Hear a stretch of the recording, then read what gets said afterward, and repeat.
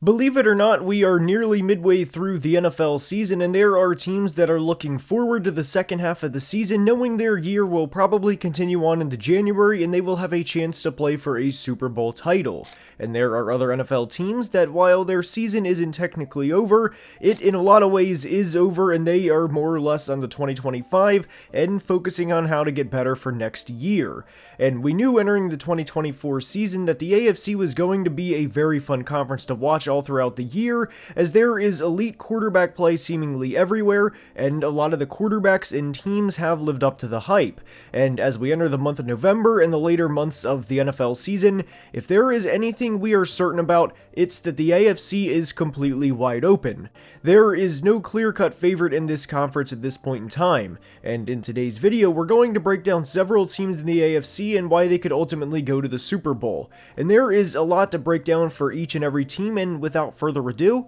let's begin.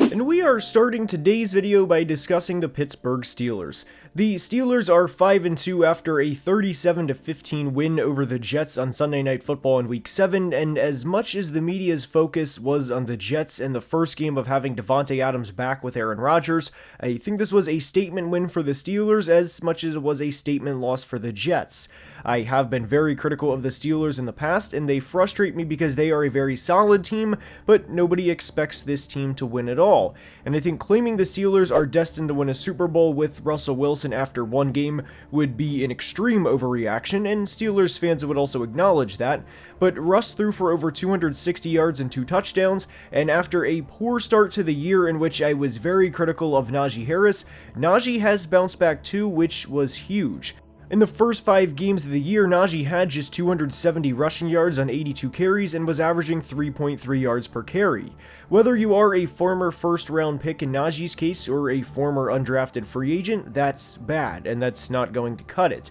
But since then, Najee has responded with back-to-back 100-yard games and ran for a touchdown in each of those games. Now, correlation does not equal causation, and the Steelers didn't put up 30-plus points in each game directly because of Najee Harris, but it was nice to see him look like a completely different player and play a significant part in the Steelers going from 3-2 with serious questions to 5-2 with back-to-back 3-score victories. It was also great to see George Pickens play at the level we know he's been capable of since he was drafted in his first game with Russell and the Steelers, and they looked like a completely different team against the Jets. This was a critical win for Pittsburgh because they would have faced a lot of criticism from the media if they lost to the Jets and Russ played bad. This would have been after a 4-2 start with Justin Fields, and with a loss with a new starting quarterback, it would not have been a good look to say the least. Credit Mike Tomlin for that because that was a very ballsy decision.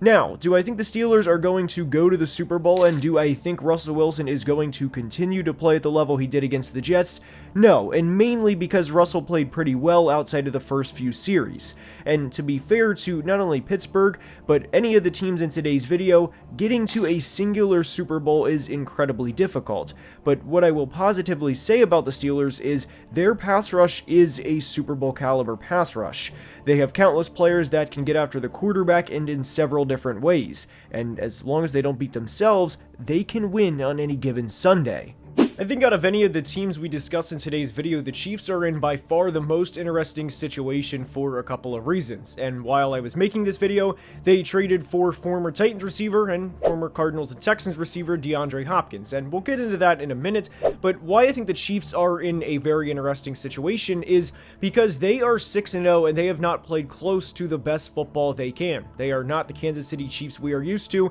yet somehow, some way, they are the only undefeated remaining team left. And why I also think this is interesting, not just because they're 6-0, but guys, their schedule down the stretch really isn't all that difficult. Yes, they have a couple of tough games like at Buffalo, at Pittsburgh, and they also play a couple of tough home games like Tampa, Houston, and of course the Chargers are going to Kansas City. They played in LA in week 4. They'll go back to Kansas City later in the year. But guys, this team can easily win 12 or 13 games, maybe even 14 depending on the schedule, and they can still be the #1 seed while still working into their their groove offensively over the course of the season. Now, if you want to say that the Chiefs are not the Chiefs offensively because of injury and because the receiving core certainly what it hasn't been in the past, that is a very valid point, but Patrick Mahomes is not the Patrick Mahomes we're used to. He has not been that guy in 2024, and he has more interceptions than touchdowns, and I think out of any player in the NFL, if there is one that has earned the right where people can say,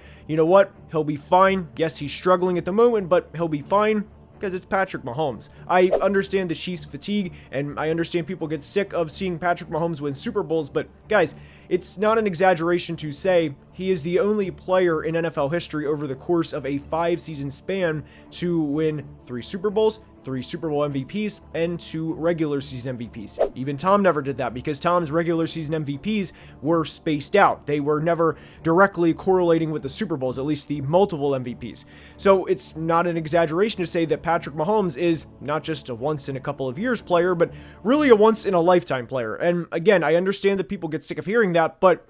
if you think he's going to be this 6 passing touchdown to 8 interception player all year, and that he's going to finish the season with 14 passing touchdowns to 16 interceptions, I simply don't think that's going to be the case. And again, the bottom line here, the Chiefs are still 6-0 despite what we can call bad quarterback play. And I liked the move to go bring in DeAndre Hopkins because I didn't see a reality where this team would go back to a Super Bowl and potentially three-peat with Juju Smith-Schuster and Xavier Worthy as your top 2 receivers. And the Chiefs are not necessarily at a point where they can toss around a first-round pick or even multiple first-round picks and say, you know what, let's go bring in a young receiver, because it's not like we're not going to have holes to fill in a year or two. They will absolutely have holes to fill in a year or two, but I like the move from Brett Veach to go out and get DeAndre Hopkins, knowing you needed help at the receiving core, and knowing that you were probably not going to be the first team to three-peat if your top 2 receivers were, again, Juju Smith-Schuster and Xavier Worthy. To go back to the title of today's video, which is the AFC is completely wide open, I don't think the Chiefs are set in stone going to the Super Bowl, and that we might as well fast forward to the second week of February and hope that an NFC team can beat them in Super Bowl 59 in New Orleans.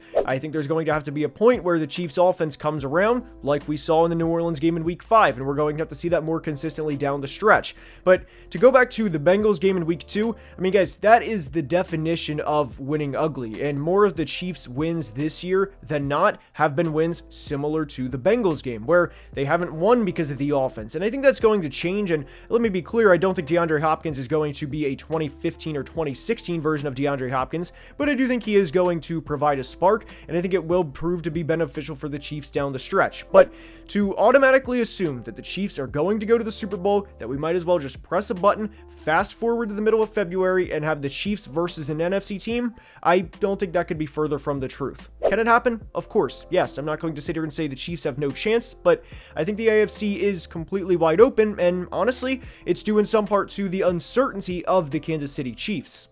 The Texans lost to the Packers in Week 7 with a score of 24-22, and it was a very tough game for the offense outside of Joe Mixon. CJ Stroud finished the game just 10 of 21 for 86 yards and was sacked 4 times, and this was one of the worst games of his career. Despite the recent loss, I still think the Texans are a very good team, and bad games are going to happen against a Jeff Hafley-led defense. The Texans are 4-0 against the AFC in 2024 and are just 1-2 against the NFC, and the teams they lost to are the Vikings and Packers, and there's no shame in losing to those teams, and especially those defenses. Not only that, but not having Nico Collins certainly complicates things for the time being, and Nico was on an all-pro pace prior to being put on IR. And even through 7 weeks, despite missing 2 games, Nico Collins was still top 3 in the NFL in receiving yards, and that goes to show the type of year he was having. So, assuming he is healthy by the time the playoffs roll around, the Texans are going to be a very difficult team to beat and are going to be contending for a Super Bowl. There is one big thing that I think benefits the Texans that other teams certainly don't have, and that's a favorable schedule down the stretch. Yes, they play the Chiefs and Ravens in 2 of their final 3 games, but outside of the Lions game in Week 10, this team doesn't have many games where you look at it and think, man, I don't know how they're going to win that one. And having a Week 14 bye is very advantageous for the Texans to begin with, but being able to play the Chiefs and Ravens as 2 true measuring sticks before the postseason, and maybe even getting to rest their starters in the Week 18 game against the Titans, is a luxury other teams may not have. And the Texans aren't guaranteed to have that luxury, but I do think they'll win the AFC South, and that opportunity may arise for them to rest their starters, that is. The pass rushing duo of Will Anderson and Danielle Hunter is predictably good, and both players will probably finish with around 65 to 70 pressures, and having 2 great pass rushers be able to routinely get after the quarterback in this conference is critical. They've also had several younger players step up like Henry To'oTo'o, Kalen Bullock, and Kamari Lassiter, and when teams win Super Bowls, they have guys like these 3 step up. There's always unsung heroes, and Kalen Bullock is tied with Jalen McCollough of the Rams in leading all rookies in interceptions with 3. Having a secondary with Derek Stingley, Jalen Petrie, Bullock, and Lassiter in this conference especially is huge, and there's a reason they're top 5 in passing yards allowed defensively, and it's because it's a no-fly zone. The Buffalo Bills are up, and to me, they are one of the more complete teams in the NFL, and they are 5-2 right now, and when you take a look at the remainder of their schedule, guys, I have to be honest, I don't think it's unreasonable to think the Buffalo Bills could be the number 1 seed in the AFC when it's all said and done. Will they be the number 1 seed? Probably not, because there's a lot of things that have to go right, and they would probably have to go 9-1 the rest of the way, maybe 8-2 at worst, and they play teams like the Chiefs, 49ers, and Lions, and granted, 2 of those games are at home, and the only game that they have to go on the road for between those 3 is the Lions, and to expect them to be perfect the remaining 9 games is a lot, but the point is, their schedule really isn't all that difficult, and I know there's always going to be a crowd that will say, well, look at what they happened when they played the Ravens and they got embarrassed by the Ravens, but guys, their starting linebackers in that game were 2022 7th round pick Balin Spector and 2023 3rd round pick Dorian Williams, and I like Dorian in the 2023 draft process, but not having Matt Milano in that game showed, and they also didn't have Taron Johnson, who is one of the more underrated players, not just in the AFC East, but really in all of football, and Buffalo was never going to win that game that night with both of those guys out, and the results spoke for itself. Recently, they traded for wide receiver Amari Cooper, and I love this move for a couple of reasons. The reality is, if you win a Super Bowl in any year, and you make a midseason trade like this, whether it's for Amari Cooper, whether it's for DeAndre Hopkins in the Chiefs case, whatever the deal, if you trade a pick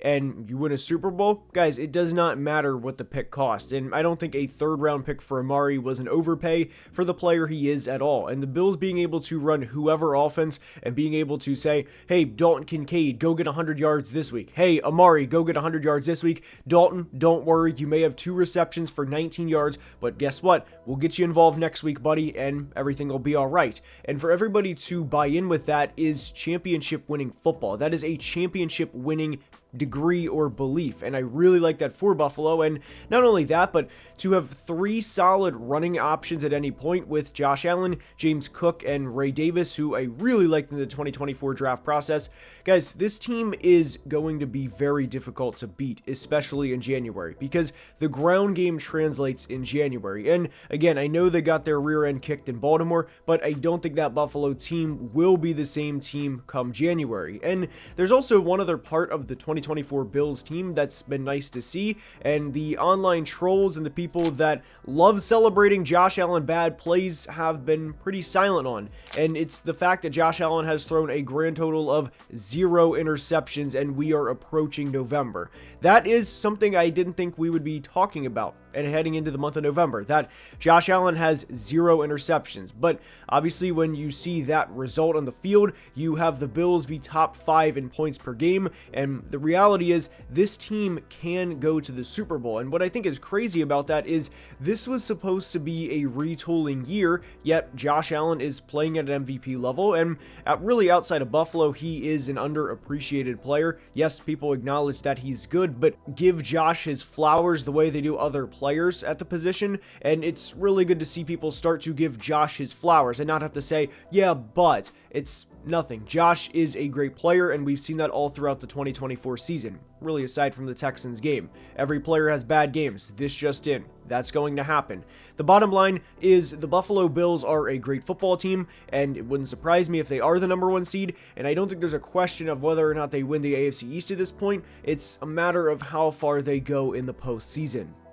The Baltimore Ravens are 5-2 after starting out 0-2, and their next 2 games are at Cleveland and home against Denver. And if I had to guess, going up against Jameis Winston and Bo Nix, I don't think either team is going to outscore the Ravens, and if I had to guess, I think they'll be 7-2 through 9 games. This team, when clicking, is flat out scary, and we saw that during the Bucs game on Monday night in Week 7, and Derrick Henry started the game with 7 carries in the first half. He really wasn't clicking, and it might have even been 6 carries to really drive the point home, but then he had an 85-plus yard run, and this team can score at any point, and they are a downright frightening team to play due to their ability to run the football. Rashad Bateman also stepped up after Zay Flowers got hurt, and my only real concern with the Ravens, and this is not a concern you really ever hear from a Baltimore Ravens team, is the defense. Right now, they're 26th in points allowed per game, and they've allowed 400 or more yards in 3 out of their 7 games, and I do worry about this team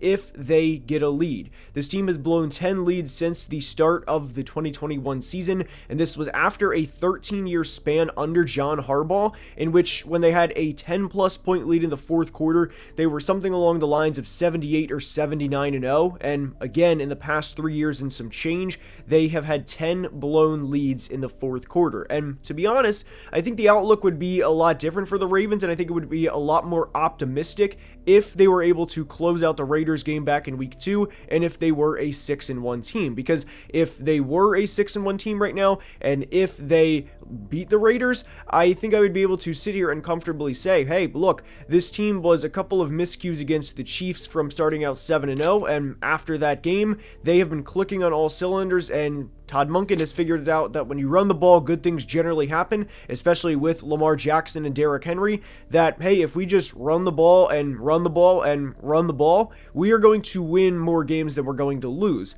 I will be honest when I say the Raiders game back in Week 2 scares me a lot more than maybe other people would like to admit, just because I think it can be a sign of things to come later in the year. I don't think the Ravens or any team from here on out is going to run the table, and winning 10 or 11 straight games heading into the postseason is honestly what I would consider a negative more than a positive, mainly because I would rather lose a game before the playoffs to kind of get that punch in the mouth rather than go in on 2.5 months straight of winning, because very rarely do teams win 10 or 11 in a row and then proceed to run the table for 3 more games, assuming they have the first round bye, and then divisional, conference championship, and Super Bowl to win it all. And to be honest, the blown lead part for the Ravens does scare me, and also the fact that Lamar Jackson in the postseason, his passer rating is 20 points lower than career than what it is in the regular season, and that scares me from really buying all the way in. I bought in with the 2023 Ravens, and that did not work out well. There were several reasons why that didn't work out, including